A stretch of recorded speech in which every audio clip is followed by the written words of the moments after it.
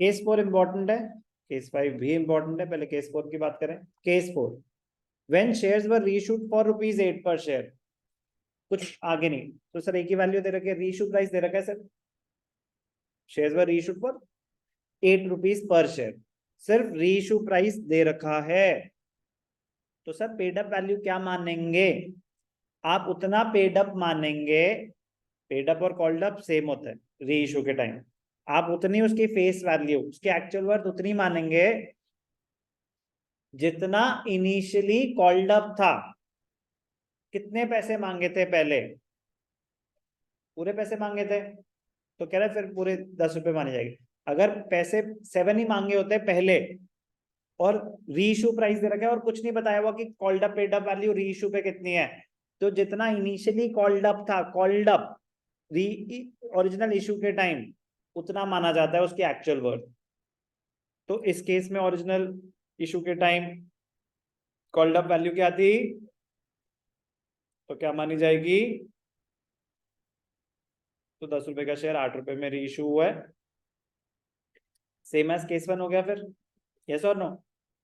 No, no, क्या होगा फिर? नहीं, शेयर वर रीइश्यूड फॉर ₹8 पर शेयर, यही तो बता रहा हूं आपको कि रीइश्यू प्राइस तो दे दिया उसका, एक्चुअल वर्थ क्या मानी जाएगी? जितना इनिशियली कॉल्ड अप था ओरिजिनली, कितना था इनिशियली कॉल्ड अप? 10। तो ये मान लिया जाएगा कि 10 का शेयर 8 में रीइश्यू हुआ है। एक्चुअल वर्थ क्या मान रहे हैं, 8 या 10?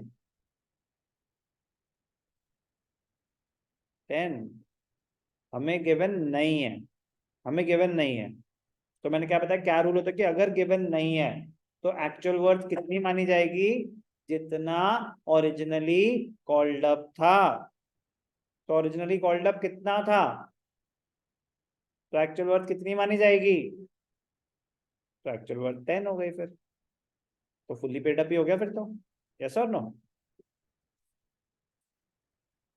तो ये रूल है, ये रूल है। तो एंट्रीज क्या हो जाएंगी? Same as case 1। सर क्या है रूल?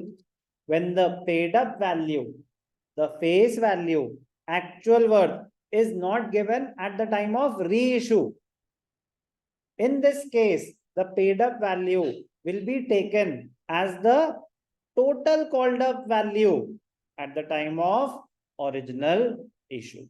रूल समझ आया? पक्का?